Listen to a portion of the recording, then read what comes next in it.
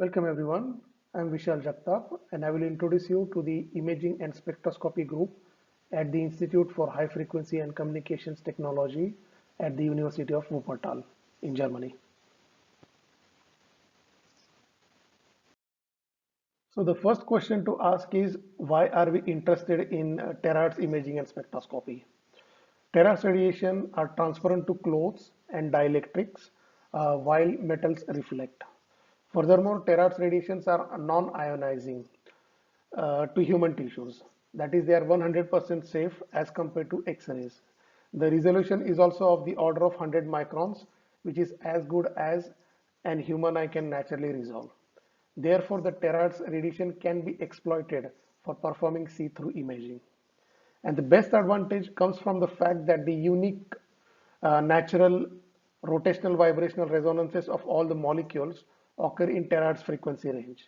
So terahertz radiations are best suited for performing non-destructive materials identification. Our group at IHCT researchers into developing state-of-the-art terahertz imaging systems that are capable of performing passive 2D imaging and active 3D imaging, also called light field imaging. And with evolving high performance of silicon technologies, we are looking into novel ways of combining imaging systems with broadband spectroscopy systems. With this, we not only can identify the shape of an object, but also its material contents.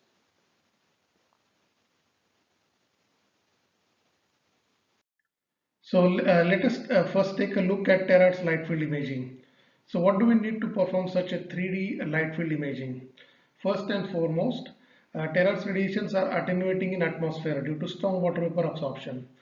Therefore, first challenge is to generate high power radiation so that a scene can be well illuminated. Here is an example of a silicon based terahertz source system on chip which is developed in our institute. This system on chip is capable of delivering 10.3 dBm or 10.7 milliwatts of power at 460 gigahertz, and this chip operates at room temperature.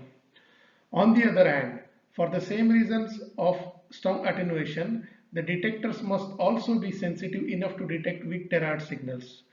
Furthermore, to perform light field imaging, we require a dense pixel array of terahertz detectors covering large spatial region with better angular resolution.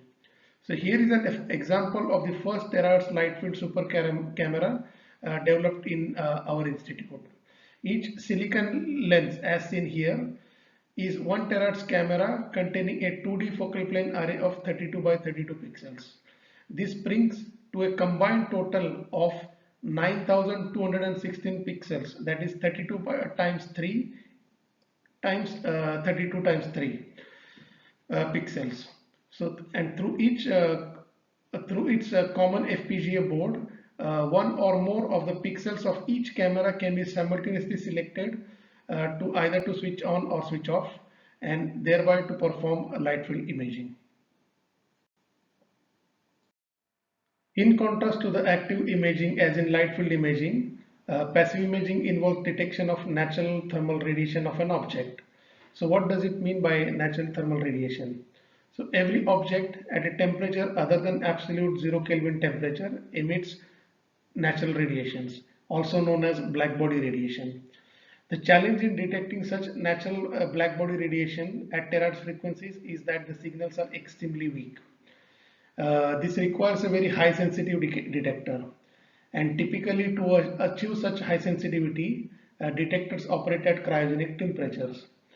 However, here is an example of a silicon integrated detector developed in our institute, which operates at room temperature and yet achieves a very high sensitivity. Furthermore, it also is sensitive to broad frequency range thanks to the astute co-design between the detectors and the antenna. Additionally, this antenna provides this dual polarization functionality that can be used to perform polarization sensitive imaging, which means that there are two detectors.